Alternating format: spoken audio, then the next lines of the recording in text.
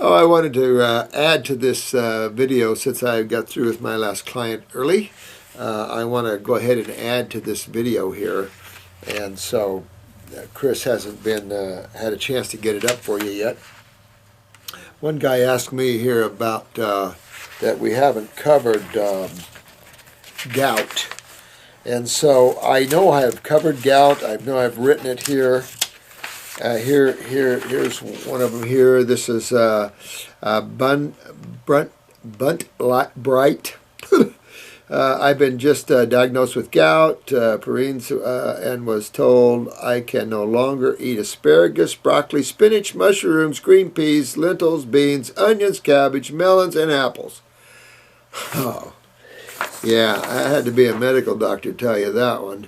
Do you believe this is true? Well, gout is actually uric acid, and uric acid comes from basically two sources, proteins and fungus. I didn't understand the fungus part to a medical doctor who was a female who became a naturopath. And I went to, she had a blood chemistry seminar that she put on for physicians. And she had a unique way of analyzing blood chemistry to look into the body and see different things. That's been so many years ago, I can't even remember what her thought was on that. But one of the questions I remember asking her is, I was the only naturopath in the group, everyone else was medical doctors, and I told her I detoxify a lot of people, but what I noticed is a lot of people come to me with gout that is vegetarian. She said fungus. And so it makes total sense. And as I look at that, and I see like RA, and I see a lot of these arthritises and fibromyalgias, and you see the sulfur. Remember, I've talked about sulfur in the body being a fungal proliferant. And this is what you see. You see a lot of people with high fungal problems have high uric acid levels. So your gout, I had a guy fly in here. I can't remember where he flew in here from, but he'd been the world over. Very wealthy man, flew in the world over. Major gout, major pain.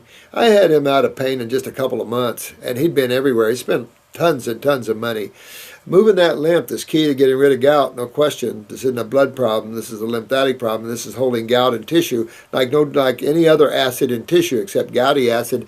Uric acid is a little more of a pinprick. My guess, the pH of uric acid, which I don't know what it is, but it's probably around 2.25 or something, a little bit below 3, my guess. But still, just detoxification, move that lymph. Yeah, use Parasite M to get a hold of the fungus in you, but move that lymph if you want to get rid of uric acid or gout. That's all you have to do. You don't have to eliminate these foods either. I will say, though, I'm not really hot on the lentils. I'm not hot on the cruciferouses here, just because they're sulfur veggies. And cruciferouses tend to have a lot of sulfur. They're gaseous sulfur. Nothing healthy about sulfur, in my opinion, whatsoever. I don't want to give up my fruits and veggies. Well, do not give up your fruits and veggies, my dear one. Just get rid of the gout, which is uric acid, and just clean the body out. Always have to stick a name to something. But uric acid, just get rid of that. This was an interesting question. I had to actually look this one up because I'd never heard of this one. And this is Pancreatic Divisum, or division, where the two ducts that are supposed to become the main common bile duct doesn't fuse together. Interesting, in the embryonic stages. And so what they're saying here is that tends to have episodes of pancreatitis. Most people don't experience any problems. Well, I'll say this.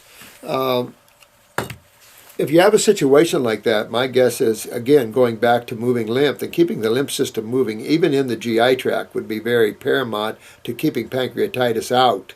Since pancreatitis really is a lymphatic problem, this goes back to that sort of thinking. And those that probably are having the pancreatitis from this probably do have the backed up interstitial lymphatic constipation. So in either way, when you're compromised that way, I would definitely stay on a high fruit and veggie diet, but particularly high fruits, berries, and melons. Clean up your lymph system, clean up the GI tract, get your kidneys and adrenals on, and always move lymph. Keeping a diet like that will keep all these symptoms down, and everybody's moving well. Enzymes pass freely through that. Everything's good, and you're good. The only other way would be, the backing up of these, and being on a diet like that and keeping the lymph moving, you're going to be in good shape. And that, I think, in any case that you see like that you've never heard of, and you're seeing symptoms like that, it just makes sense what symptom you're having symptoms when you're talking about pancreatitis or whatever. You'll know the system that's involved, you know the fluid that's involved, you know the cytochemistry that's involved, and what you have to do. And I think you'll find that in 99% of all cases, the deduction will end up coming down to the lymph, the kidneys, the adrenals, and cleaning up the gut. You'll come to those Fab Fours, you know, where you'll see those issues there. Let me see here. Here's another one. The same one. I guess I don't know how to ask for help. No, I've addressed gout before. It's just sorry that it's probably been something that been lost in there somewhere or something. But I have addressed gout before. But again, that's what you want to do, is do detoxification. Now, when you're in gouty pain like that, you might want to stay away from the nightshades for sure. That's going to be your tomatoes, your eggplants, and things like that. Your peppers. If you're going to do peppers, go to the red ones and yellow ones or orange ones. Don't get to the green ones. You probably want to stay away from the citrus or the acid fruits. Stay away from those, get into the subacids, get into the grapes, get into the apples and the cherries and things like that, and really start moving that way. And I think that'll help the pain that you're having from that gout. Gout is a real pinprick painy thing, I'll tell you. But moving lymph is really, really key to that. Also, having some foot reflexology, moving these acids out of these nerve endings might be helpful if you're having it in the toes or in the feet there. But again, getting the kidneys and the lymph moving is key to eliminating gout or any other acidosis, any other acid out of the human body. It doesn't matter. They're all corrosive. They all hurt. They all have not a real happy ending. Even your acids of estrogen and testosterone can burn you. Oh, thanks, DTH 3545. Thanks a lot. I'm trying to disperse or put spirituality within the health issue here, because sometimes, there's just not a lot to say about things. And sometimes I find that way spiritually. Caught me 30, 40 years ago, I'd have talked your ear off when it comes to spirituality. Even nowadays, I'd prefer just to be it, just to channel it, if I could use that word. But so I'm hoping that by intermingling these higher aspects of life, that'll help us all. And of course, you all help me too. So we all get in our ruts and stuff. So really appreciate all your feedbacks and stuff. I really do. I appreciate all of you. And again, we're all just working through this, because there's so many things I don't understand yet. There's just so many levels to this that you just can't see unless you get out of the body more. And when I'm always working with out-of-body issues, I'm never around this world that I'm aware of. So I'm just not an area of concern. But I think that when you look at health simplistically, you're empowered, you can take it off, and you can get it. When you start getting too intellectual and you start trying to understand it in terms of chemistry and physics, once you leave the simplistic side of chemistry and physics, it can get as deep as you want. And then you start getting into theories and disagreements. So it's better just to look into the world of creation, the world of the largest laboratory we have, which is planet Earth. It's like I've said, it's maintaining so many different life forms that's where the action is, and that's where our answers are. So it's sad that we even have to ask these questions. It's sad that we've lost our intuitiveness and what the body really needs and likes and what we're propelled to. Right now we have perverted tastes, and we're pervertedly propelled to foods that are not good for us. Oh, this is Far Above Rubies. I love that name. I just love Far Above Rubies. What a doll. Hello, Dr. Morse. My heart is set on receiving detoxification training from, great, on the Southwest College of Naturopathic Medicine in Arizona to become a naturopathic doctor. But which naturopathic medical school? See, now this is the sad thing about that. Naturopathic medical school shouldn't be one in the United States. Would you suggest that I attend? Really,